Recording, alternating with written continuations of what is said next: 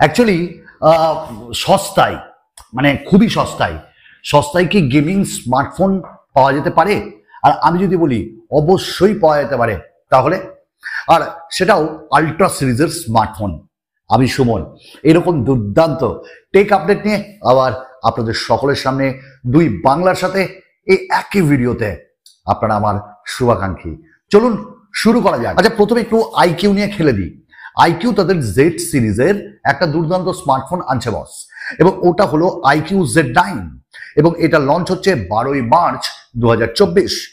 এবং এখানটাই আমরা OLED display পেয়ে যাবো 6.7 ইঞ্চেসের, 120 হার্টজের refresh rate, MediaTek Dimensity 7200 chipset, Android 14 থাকবে, 50 মেগাপিক্সেলের সনি সেন্সর উইথ OIS এবং 44 মেগাপিক্সেলের আমরা ফ্রন্ট ক্যামেরা পাবো। ভাই একদম দুর্দান্ত এই স্মার্টফোনটা। তবে গেমিং এর জন্য এটাও ভালো, তবে আসছে খুব তাড়াতাড়ি। দাম থাকবে 25,000-এরও নিচে, আর ওপার বাংলায় জাস্ট একটু ওয়েট করতে হবে। আমরা এবার তুলবো সেই গেমিং স্মার্টফোনের কথা।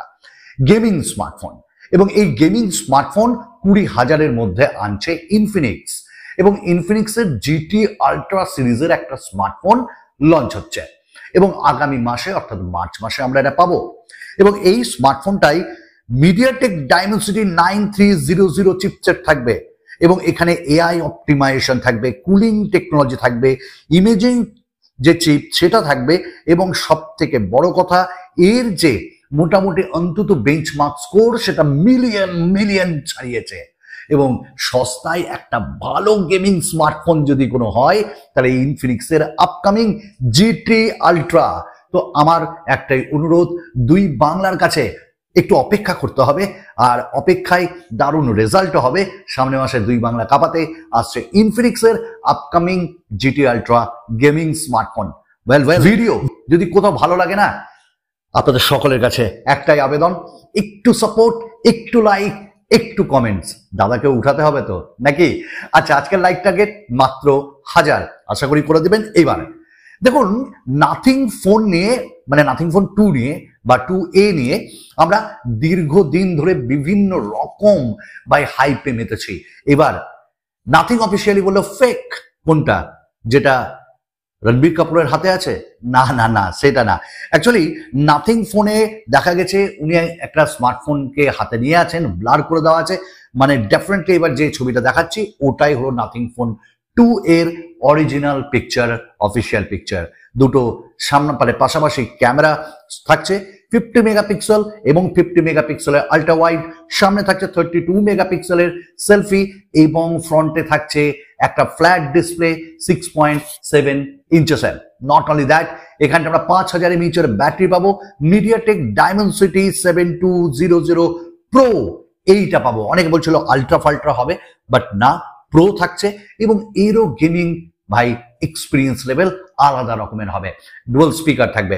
বলে দিই, 25,000-এর নিচে স্মার্টফোনটা আসছে 24,999, আর একটু অফার টফার দিয়ে আরো কমে ওপার বাংলাতেও যাবে এবার নাথিং ফোন অফিসিয়ালি, এরকমটাই খবর আছে বস। এবার কথা বলে নেব অনারের একটা আপকামিং স্মার্টফোন নিয়ে, আর ওটা ম্যাজিকের খেলা। অনার ম্যাজিক 6 প্রো লঞ্চ হচ্ছে গ্লোবালি, এবং এই স্মার্টফোনে 6.8 ইঞ্চেসের একটা কার্ভড OLED ডিসপ্লে থাকবে, 120 হার্টজের রিফ্রেশ রেট, সঙ্গে কোয়ালকম স্ন্যাপড্রাগনের 8 Gen 3, আর সঙ্গে থাকবে 50 মেগাপিক্সেলের OIS, 50 মেগাপিক্সেলের আল্ট্রা ওয়াইড, 108 মেগাপিক্সেলের পেরিস্কোপ লেন্স। আর যদি U1 হিসেবে ধরা হয় তাহলে 1299 U1-এ এটা লঞ্চ হচ্ছে।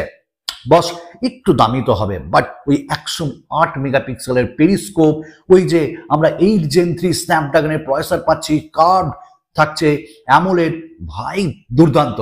এবার অনার ভালো কাজ করছে, এবং আমাদের একটা আইডিয়া যে আন্ডার 40,000-এ এই স্মার্টফোনটা আসবে, মেবি 35,000 অফার দিয়ে। আপনারা ওয়েট করুন অনারের ম্যাজিক 6 প্রোর জন্য। ওপার বাংলাতেও অবশ্যই যাবে। এবার কথা হলো HMD। এই HMD আর নোকিয়া দুজনা বিভক্ত, এবং নোকিয়াকে নিয়েছিল HMD বলছে আর নোকিয়ার নামে কোনো স্মার্টফোন আসবে না, আমরাই লঞ্চ করব। তো ভালো কথা।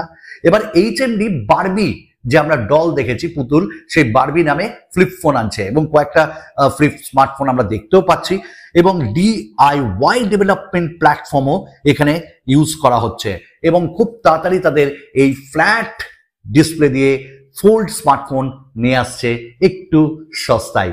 কি ফ্লিপ ফোন কি HMD আমাদের কম দামে দিবে নাকি? এই মুহূর্তে আমরা আরো একটা নজর রাখবো রিয়েলমির আপকামিং স্মার্টফোন সম্পর্কে। এবার আপনারা প্রত্যেকেই জানেন রিয়েলমি 12 প্লাস আসছে, কাপ থাকছে না, জাস্ট আমরা পেয়ে যাচ্ছি অ্যামোলেড ডিসপ্লে 120 হার্টস এর সঙ্গে ডুয়াল স্পিকার এবং এখানেও মিডিয়াটেক ডাইমেনসিটির চিপসেট পাচ্ছি। ওয়েল, বাট কথা হলো এই রিয়েলমির একটা নতুন মানে রহস্যময় স্মার্টফোন ধরা পড়েছে এবং এটাও আগামী মাসে আসছে।